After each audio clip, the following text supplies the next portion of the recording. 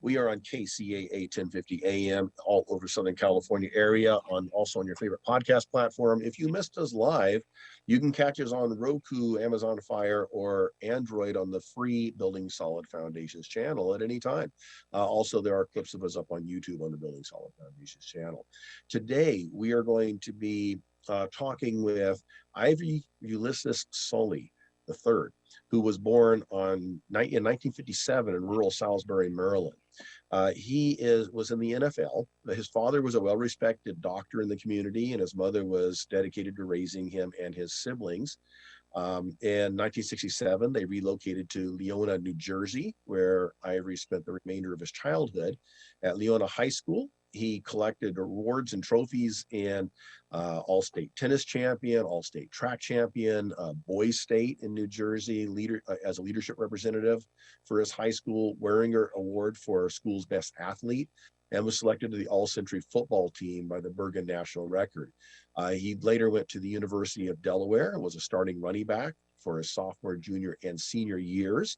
He was the ECAC Player of the Week, sophomore and junior seasons. He was a member of the Division II National Champion runner-up team in his senior year, and he was a participant in the Division II playoff games in both his sophomore and his senior year. After graduating from the University of Delaware with a Bachelor's of Science degree in Physical Education and Physical Therapy, with an emphasis in athletic training, he left the East Coast to follow his dream to play in the NFL and earned a spot with the Los Angeles Rams. This was the original Los Angeles Rams before they went to St. Louis and came back to Los Angeles. The Los Angeles Rams that I grew up rooting for, having been born and raised in Southern California. His first year, he played in the Super Bowl against the Pittsburgh Steelers, which was at the Rose Bowl that year. I remember watching that. It was almost a home game for the Rams, and earned his NFC championship ring. Unfortunately, they were up against probably the greatest team of the 70s, which was the Steelers, and very few teams came away with a win against that kind of a team. His 6-year career with the Rams, he became the first dollar back in the NFL, a position that was developed by legendary defensive coach Bud Carson. And he became known as the hardest hitting defensive back of his time, getting the nickname Mr. Hit. He made the playoffs in 79, 80, 83, and 84, and was also the player representative and selected by his teammates for the NFL's Players Association from 81 through 84. He finished his career playing 2 seasons for the Buccaneers and a season for the Detroit Lions as a defensive back. And after 9 years, he missed his first game due to a shoulder injury. So he played all the way through as a starter. And his last play of the game, he had his Rudy moment where he forced a fumble that was recovered by the Lions, who went on in that game. Following 9 successful years in the NFL, and that doesn't seem like a lot for most careers, but the NFL, that's a lifetime. He transitioned seamlessly into fashion and apparel industry as an entrepreneur and a business owner. And he is an expert at all facets of fashion design, marketing, licensing, sales, and public relations. He's also the owner of Sully Executive Services. He facilitates corporate growth through team building, motivational speaking engagements, mentor leadership, global brand expansion through licensing and contract negotiations, and corporate development.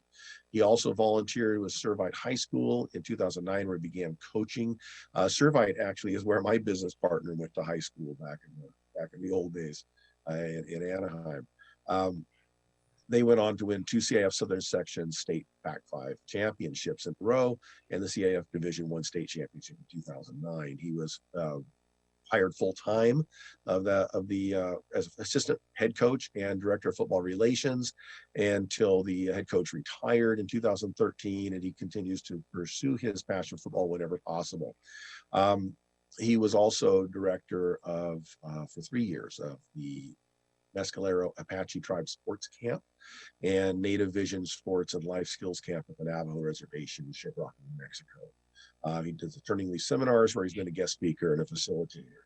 And he is also, recognition came in 2009 when Ivory was inducted to the University of Delaware Sports Hall of Fame. So it's a pleasure to have Ivory Ulysses Sully III on our show today. We're going to talk about some of his background, but we're also going to talk about something else that's very near and dear to him, and that is the issue of CTE. He works with WCTE, which is Wes Chandler's organization. Wes Chandler, also NFL great, former Pro Bowler with the Saints, the Chargers, and the 49ers. Ivory, welcome to the show. It's actually a pleasure and an honor to have you. Thank you very much, Steve. It's a real pleasure to be with you, my man. And I'm sorry to have to put you through that extrication of my information. But when you get old, that's what happens. It just gets a little bit longer. You live long enough, and there's a lot of things you've done. But I think it's important for the listeners to understand your diverse background. It's not just that you excelled in sports. You also did well in the business world and fashion, and then doing the consulting work. And I think that's and now you're very much involved in helping to address the major health issue with CTE, working with Wes at WCTE. Now, your relationship with Wes, obviously you both were in the NFL around the same era, so you would have known each other, would have played against each other, I assume. Correct. Absolutely. Yes, many times. If you were defense and he was offense. He was offense. That's right. So we're very familiar with each other. Okay. And did you ever have to throw him onto the ground? Oh, well, come on. That's Wes, man. But sorry, yeah, I did have to. I mean, we go back to New Orleans when he was with the New Orleans Saints, and then he came over for to the Chargers. And it was just always, Wes was always difficult to deal with because he's a big receiver with a lot of speed, and that's a really dangerous combination. Lethal combination, exactly. Yes, it is. Yes. And he truly was one of the greatest players to play. And back in those days, the NFC West, as I recall, was San Francisco, Los Angeles, Atlanta, and New Orleans. Is that correct? Correct. That's what I remember. Yes, sir. Weird division for the West because Atlanta's nowhere near the West, but.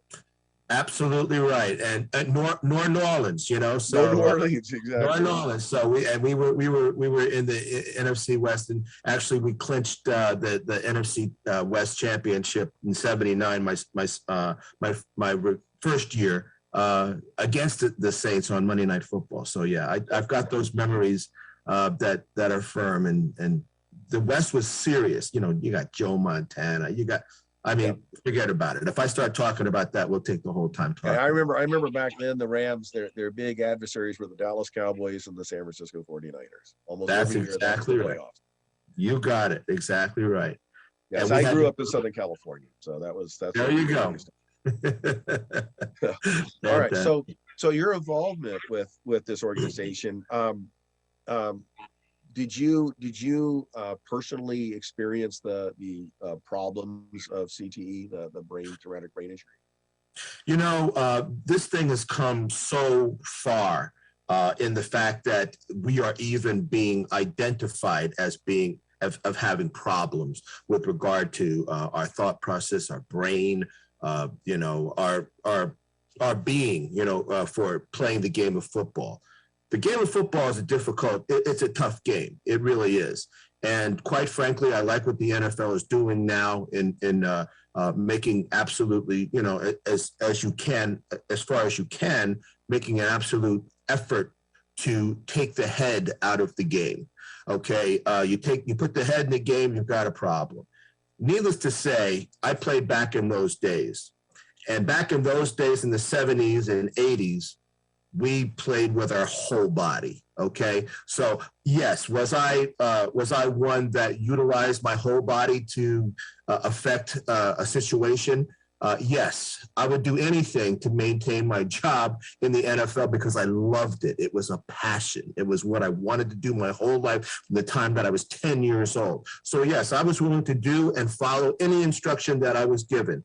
And in those days, you were taught to put your head in front of the tackle, which is the absolute opposite of what really should be doing. And now I'm coaching the technique that keeps the head out. So yes, there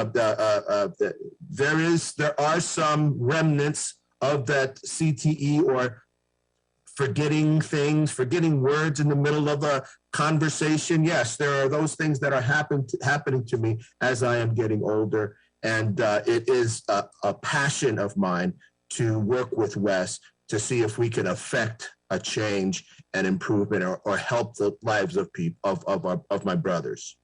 Right. And you know, of course, initially football didn't have helmets, and then they had the soft leather helmets that you could fold up and put in your pocket. And then they went to the hard helmets. And when they went to the hard helmets, instead of a protection for the head, it became the weapon. It became the hardest thing. So you wanted to use it to spear people with. I mean, there used to be a call spearing. They kind of That's call it right. targeting now, but we used to call it spearing. Do you And remember? you were taught to do that to some degree because you could knock the wind out of somebody, knock the ball out by using your Yeah, helmet. yeah. Um, and I remember I used to officiate high school in Pop Warner football. And I remember a game with, I mean, kids. I would say these are probably 9 to 10-year-old kids. And one of the kids, he went in for the tackle and went head first in for the tackle. And he ended up injuring his neck. That was one of those, 35, 40-minute timeouts with an ambulance that came to pick the kid up and take him away. And it was because of using the head first. Only instead of damaging the head, it was the neck that was damaged. And that was, completely wrong technique. And now, of course, there's targeting penalty. If you lead with your head, there's a flag, there's an ejection. They're really sitting on it. And I think it's a big improvement. I always marvel at what they do with the Australian leagues and those kind of rugby and that kind of stuff. But I think Agreed. the technique's changing. We're gonna have to take a break. When we come back, I want to get further into the story and kind of walk down your history in the game and what you're doing with Wes's organization now in helping the people that are dealing with this. This is Building Solid Foundations Radio. We're talking with Ivory. He is a former NFL player, and Ivory Sully was with the Rams for over 9 years. He's very experienced with the NFL, and he's also still very involved helping people. This is Building Solid Foundations Radio. We'll be right back after this short.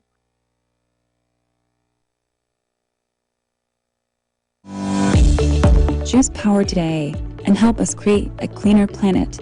Over the past years, utility prices have rapidly increased. Power provides home energy solutions that would save money. Power is the world's first virtual solar company that aims to adopt sustainable energy worldwide. Our company delivers low-cost, clean, and reliable energy solutions. The solar investment allows you to become eligible for an income tax credit. The solar investment is a great way to provide long-term value. Power is the first solar company that reduces carbon footprint for a cleaner environment. Power is experienced and one of the fastest growing solar companies in the United States, which provide the best solutions according to your needs.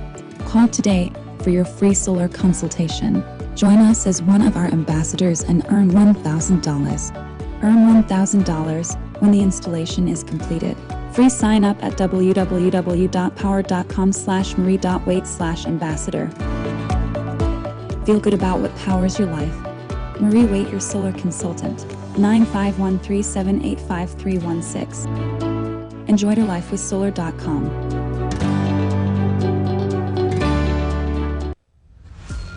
This is Steve Matley. Join me for Building Solid Foundations Radio. Are you a real estate investor looking for a new opportunity in one of the top tourist destinations in the world? Look no further. Welcome to Punta Cana.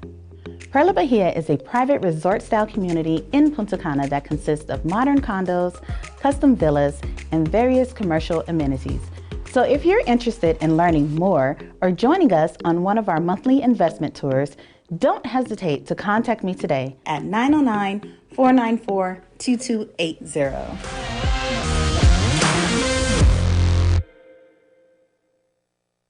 Welcome back to Building Solid Foundations Radio. I'm your host, Steve Matley. Today we're talking to Ivory Sully, Ivory Sully III, actually. He is the former Los Angeles Rams, and he also played with the Buccaneers and Lions in a long career, distinguished career in the NFL. We were talking a little about his involvement with WCTE, which is Wes Chandler's company that helps people that are dealing with CTE and other traumatic brain injury issues. Wes has been on our show previously and talked about how by using biopharmaceuticals and behavioral therapy, they're helping people. So Ivory, when we left off, we were talking about some of what past was, about how football in the past was use your head as a weapon. And now we're training the opposite. Keep your head out of the game as much as possible. Use your shoulder, your arms, use other parts of your body to protect your head. So for people of your generation, that have come out. And it's not just football players. There's car accident victims. There's PTSD from military. There's a lot of, boxers, kickboxers, that kind of stuff. We are slowly getting a better understanding. So what have you seen as far as what people are dealing with problems of having their brain shaken up? Yeah, I don't.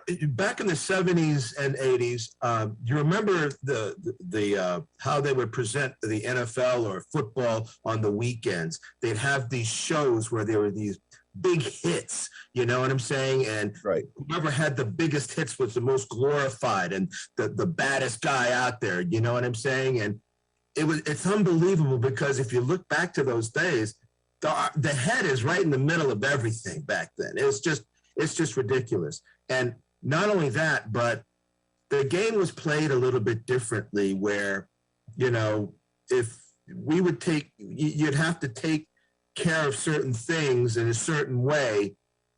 How do I say this diplomatically? There was a science to playing football, and it came down to being physical, being ultra physical, okay?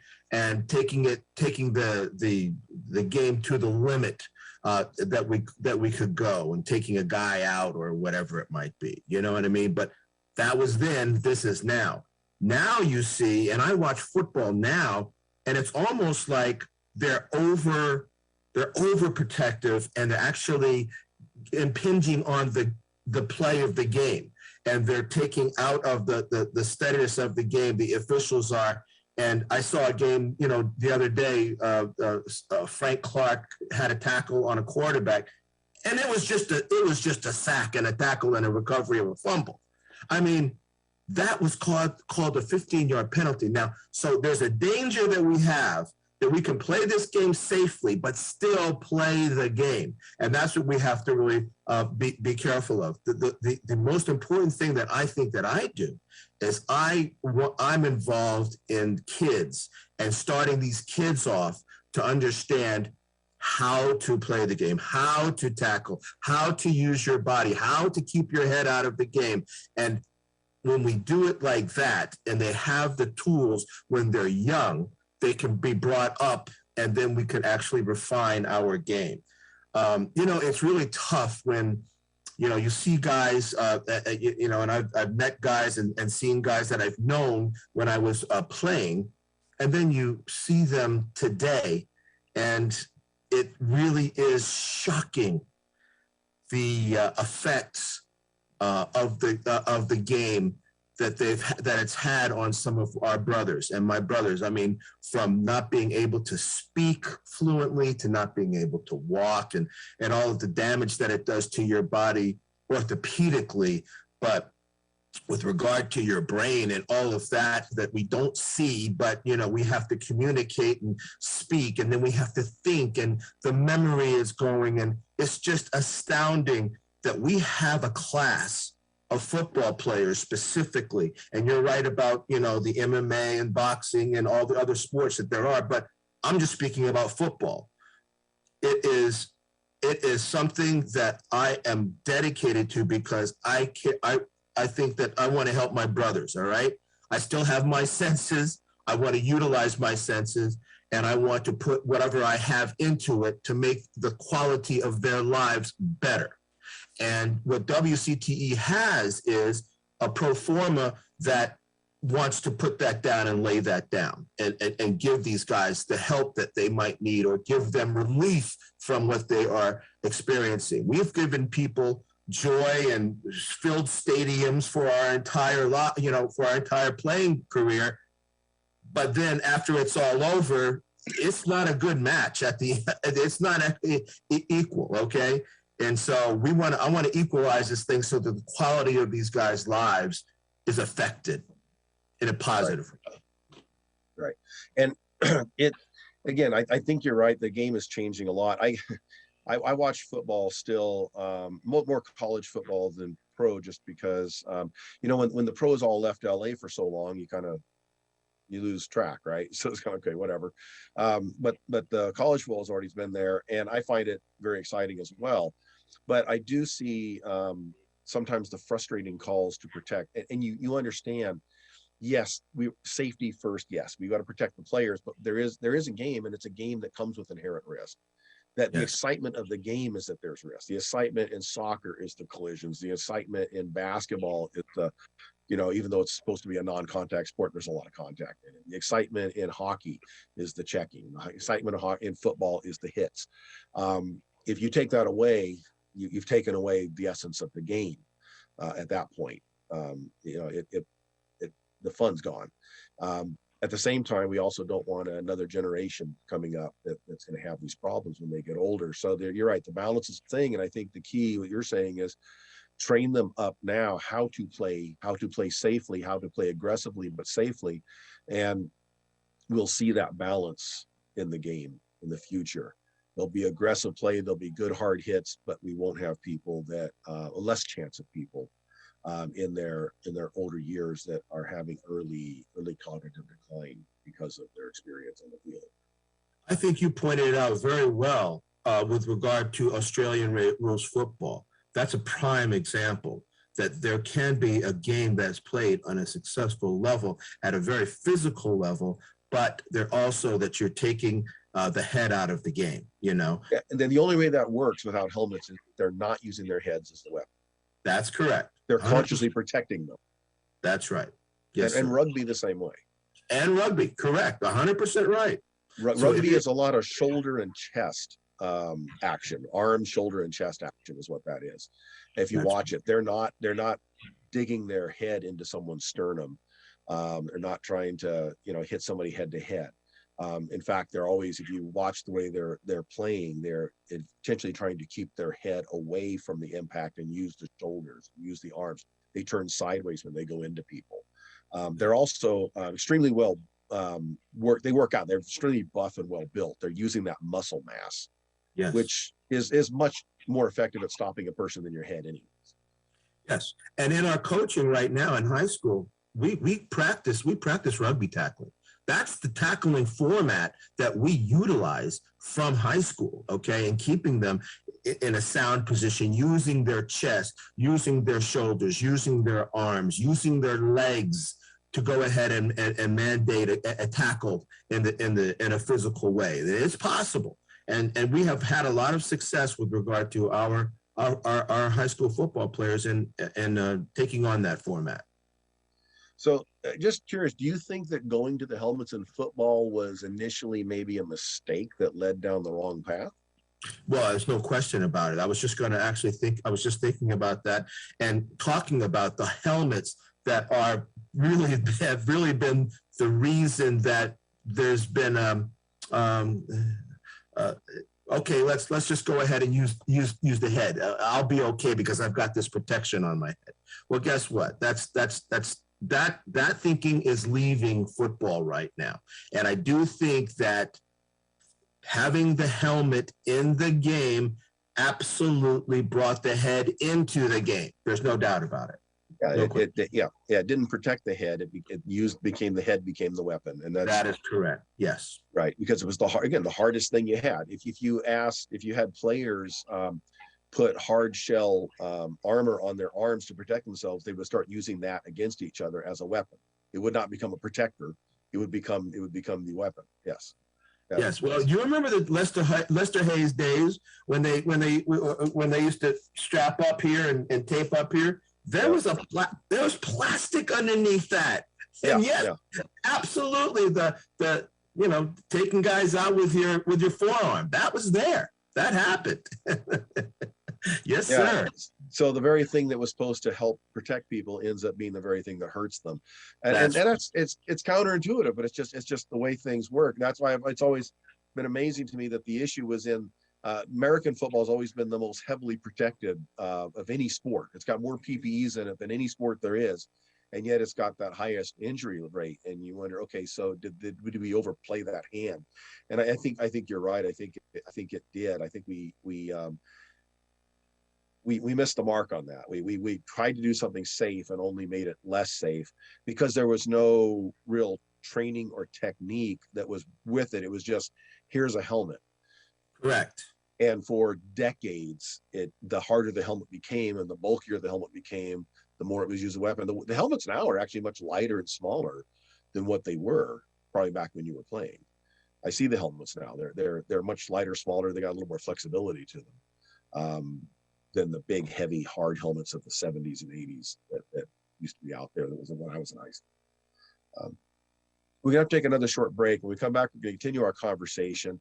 And we are talking with Ivory Sully. He was NFL for many, many years, about a decade or so, very successful. And we are talking about CTE and his involvement with WCTE, which is Wes Chandler's company that is helping people that are dealing with the effects of CTE and other brain diseases.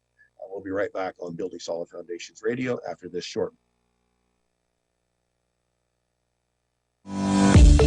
Choose power today and help us create a cleaner planet. Over the past years, utility prices have rapidly increased. Power provides home energy solutions that would save money. Power is the world's first virtual solar company that aims to adopt sustainable energy worldwide. Our company delivers low-cost, clean, and reliable energy solutions. The solar investment allows you to become eligible for an income tax credit. The solar investment is a great way to provide long-term value. Power is the first solar company that reduces carbon footprint for a cleaner environment. Power is experienced and one of the fastest growing solar companies in the United States, which provide the best solutions according to your needs. Call today for your free solar consultation. Join us as one of our ambassadors and earn $1,000. Earn $1,000 when the installation is completed. Free sign up at www.power.com/marie.waite/ambassador. Feel good about what powers your life. Marie Waite, your solar consultant. 951-378-5316. Enjoy your life with solar.com.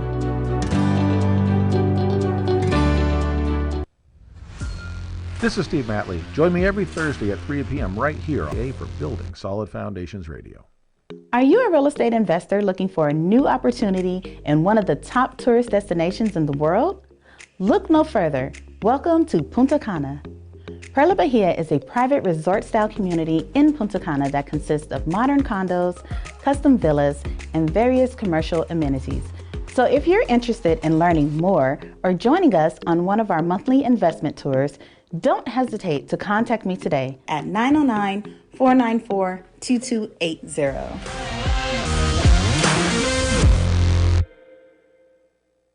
Welcome back to Building Solid Foundations Radio. I'm your host, Steve Matley. We are continuing our conversation with Ivory Sully, former NFL football player who works with WCTE, which is a company that is founded by Wes Chandler, also former NFL, who works with people to help relieve and support them if they're dealing with issues from CTE or other brain injuries. Now, Ivory, I know, are you on the board of Wes's company? I am, yes. You are, okay. And what do you do with Wes's company? How did you get involved with Wes's company? How did you make that connection? And then what is your position? Well, Wes basically called me up and asked me if I would take part in this initiative. Go down to a lab, and there was a guy that was doing things and not experimenting, but doing clinical studies on the brain. And what would happen if he used his technology, which would be, to put the pods in on your skull and, get a reading on how, you are communicating, how you are absorbing, how you are eliciting, how you are talking, everything. And so, and actually from that, find out where you are in the curve of the CTE infiltration, or being or having a CTE symptoms. So I did that. It was very good, and I started just rolling with it. And then we got more of our former players involved with that. And as I saw it grow and the initiatives really take hold, and they're really and you can see the need and the importance of the information that was being, that was being taken from our study, we really could actually affect change in what we do and how we do it, and change in how our brain functions, and it can be reinforced, and it can be re-strengthened. And so I was in at that point. Whatever Wes wanted to do, great, let's freaking do it. Okay, so we've gone through some things where we've had products in the market and such, and then we've really taken this thing now to a different level, where we're actually developing a product that will affect the concussion situation with kids, with college kids, with grown men, by developing a mouthpiece that is clinically beneficial to, helping reduce the blow that happens when your head is in a collision on a football field. And so anytime that you are playing a sport where you would need to have a mouthpiece in, well, basically that is where we would come in, and we would, have our mouthpiece come into play and be sold and marketed and help kids, help adults, help people that are doing these sports. Okay, and I see it's a little bit it's evolved, because when I first got involved with WCTE, and just so disclosure to the listeners out there, I am an investor. I was an early investor in WCTE. I believe in what you're doing. That's why I didn't invest in it hoping to make $1 gajillion, although I really hope it does. But the fact is, I did it because I believe in it as a good cause. And the emphasis was really on dealing with the aftermath. It was helping to treat symptoms and help alleviate some of the outcomes of people that are already dealing with it. I think it's great that there's a portion of this is going to preventative. Prevention is always better than curing if we can. Obviously, for people that already have this, the only thing you can do is help to cure and alleviate and mitigate. But for the up and coming generation, if we can prevent, and I say it's nowadays with the growth of other high contact sports like lacrosse, hockey is becoming much more popular in non-hockey areas now. We're seeing that grow up, build up pretty fast. We're seeing the growth of things like the UFC type sports, the martial arts. All those have impacts to the head, and all those are susceptible. And it's not just about concussions. It's about even when there's not a concussion, it's the shaking of the head, or the sudden, it's the motion and then the sudden stop of the head. It's the brain bringing around inside the skull is the issue. That's right. That's what a concussion is. Concussion is the brain hitting against the skull, and you get some damage, collateral damage. We always think concussions means you crack the skull, but you don't have to break the bone to hurt the brain. That's exactly correct. Yes, sir. Yes. Yeah. Yes. Yeah. So it's great to see that the emphasis is moving towards prevention as well as cure. I also was interested when I talked to Wes on our show a couple of months back. We had him on the show. He was talking that besides the pharmaceuticals type stuff they were doing, the biopharmaceuticals, they were also introducing behavioral therapy, because there's a portion of that is a big piece of the puzzle. So it's a multi-pronged approach that WCTE is taking to address it from many different angles. And I think that's necessary, because I think it manifests itself in different people in different ways. I don't think that you can have one without the other, or have one without the others. I think it's a cumulative science. Okay, so all of them together will affect change, and hopefully the change is a positive one. And there are other entities out there. I saw Lee Steinberg, who's the agent from years ago, and is still an agent, but he's involved in this in the brain and the recovery of your memory, and if you forgot, any damage that you might have had to your head, even he's involved in it. So it is a growing and very important thing that we're doing. The NFL found it important enough to finally take a study to what the concussion study and what the damage that has actually occurred in players, and is actually tracking it and has tracked it. And the findings of that, it's shocking. It really is. It's shocking that, wow, we didn't really know what we were in. But I tell you what, I was in it, and I wasn't going to not get in it because of any of those, those things hurting me, or the threat of those things hurting me later on in life. I'm not concentrating on that when I'm 21, 22, 23 years old. I'm concentrating on, how am I going to hit this guy and get him down? Earl Campbell, how are you going to get that guy down? That guy, are you kidding me right now? I had to think about how to get Earl Campbell down. And, more times than not, the head was in it, so what can you say? That's really what it was. That was the deal. And that's true. The knowing, so we have these old fallacy that, well, if we just educate people, then they make better decisions. No, at that age, you can know exactly what's going on. Boxers have always known what they call being punch drunk. That's right. Punch drunk. Muhammad Ali had that with the Parkinson's. He got hit enough in the head that it affected him. They always knew that. But when you're 20 something years old, especially if you're 20 something years old and you're coming out of relative poverty, and your ticket to get out of that and to get your family out of that is to use your skill and your talent that you have into boxing, football, whatever it is that's got that high risk to it, you're going to do that. Plus that you enjoy it. It's fun. It's an adrenaline thing for you. And yes, even if we know that's going to happen, we'll probably still make that decision to do it because that's what we want to do.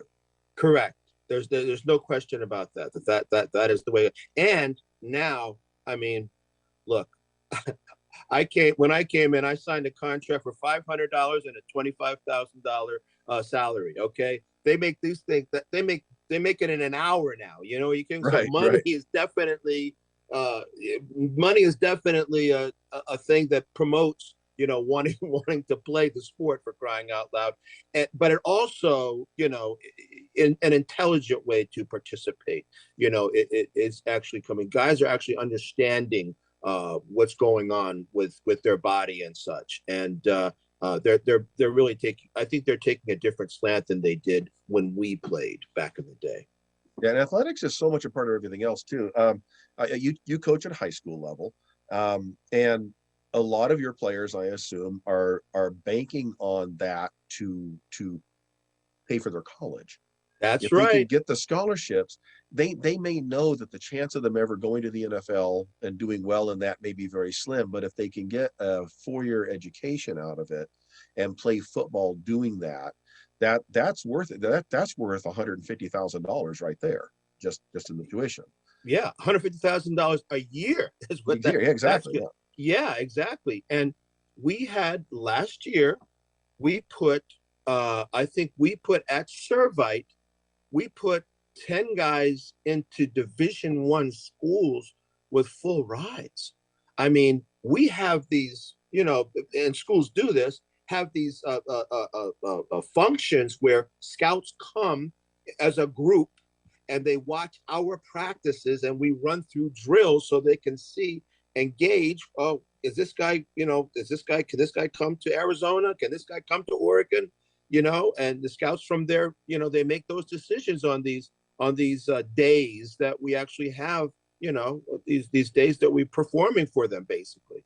And it's very important. And it's one of the things that promotes people to come to Servite, for example, or schools in the Trinity League, for example, we have a very high skill level in our league. It's the best league in the country, quite frankly. And, there's that motivation there. So putting that all together, and also understanding that we have to play this game the right way physically so that we don't hurt ourselves, for later in life. That really is the thought process that we're trying to impose on our kids.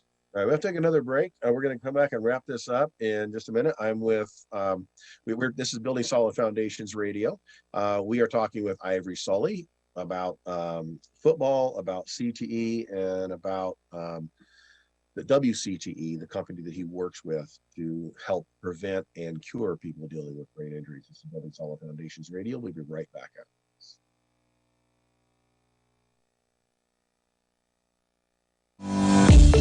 this. Choose power today and help us create a cleaner planet. Over the past years, utility prices have rapidly increased. Power provides home energy solutions that would save money. Power is the world's first virtual solar company that aims to adopt sustainable energy worldwide. Our company delivers low-cost, clean, and reliable energy solutions. The solar investment allows you to become eligible for an income tax credit. The solar investment is a great way to provide long-term value. Power is the first solar company that reduces carbon footprint for a cleaner environment. Power is experienced and one of the fastest growing solar companies in the United States, which provide the best solutions according to your needs.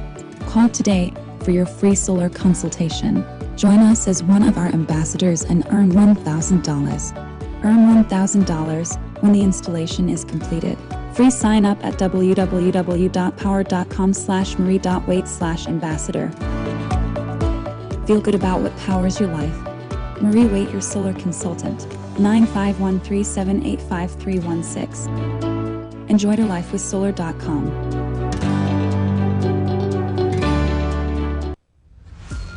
This is Steve Matley. Join me every Thursday at 3 p.m. right here on KCAA for Building Solid Foundations radio talk show. I spent decades as a professional construction manager, business owner, real estate developer, and a college educator, and I enjoy learning new things from other people. We talk a lot about real estate, business, and finance, but we cover a diverse range of other topics as well. Some of the topics we've discussed in the past few months include real estate investing, leadership, higher education, ADUs, marketing using technology, multifamily rental properties, business strategy, entrepreneurship. You never know who may show up or what they may talk about, so join us right here on KCAA for Building Solid Foundations Radio. Are you a real estate investor looking for a new opportunity in one of the top tourist destinations in the world? Look no further. Welcome to Punta Cana. Perla Bahia is a private resort-style community in Punta Cana that consists of modern condos, custom villas, and various commercial amenities. So if you're interested in learning more or joining us on one of our monthly investment tours, don't hesitate to contact me today at 909-494-2280.